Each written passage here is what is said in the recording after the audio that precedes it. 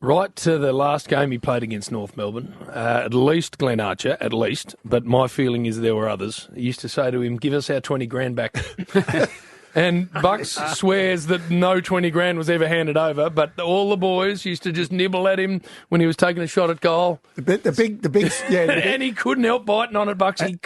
Even though he knew it was an old story, it was one of those things that he just couldn't help having a nip back at. Well, I tell you, talking about nipping and biting, well, that's how the story goes. When Dennis Pagan walked into the room to have a chat with him with Smokey Dawson and Greg Miller, Bucks was lying on the bed eating an apple.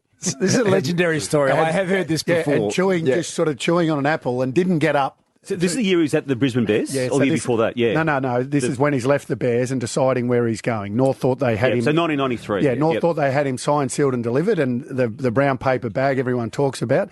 So the coach, Pago, and a few heavy hitters at North go to see him in a hotel room, and he laid on the bed eating an apple when they walked in, and he didn't get up to shake their hand. And Dennis used to say he was lying on the bed like Marilyn Monroe.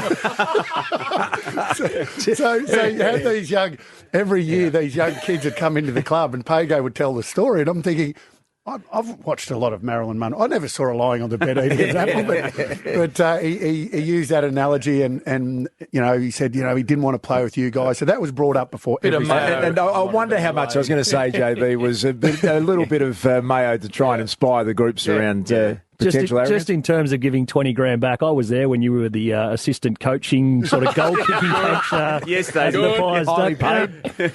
So was your role head of bicep curls?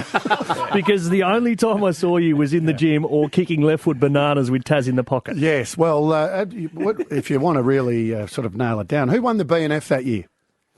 I'll tell you who. Travis Cloak, only BNF he ever won. And I was in charge of the forward line. There you go. The day that was announced. 20 grand back. That's handing 70 or 80 back. It was actually 120.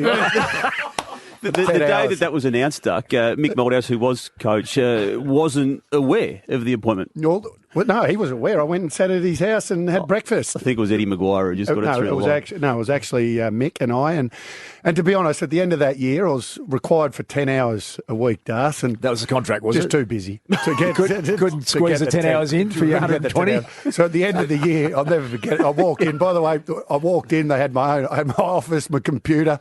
That computer never got turned on.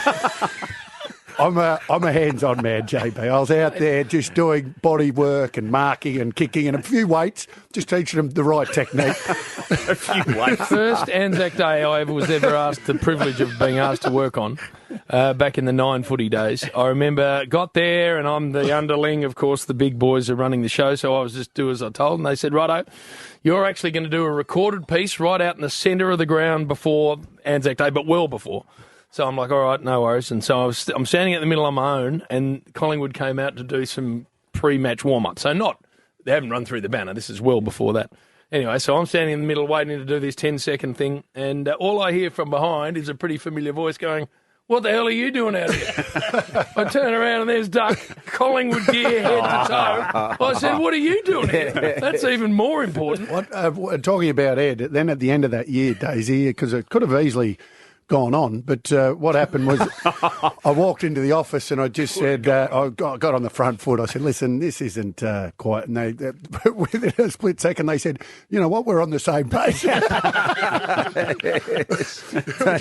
we're just not aligning, not enough time. And, I think you probably need a bit more out of, whoever takes on this role.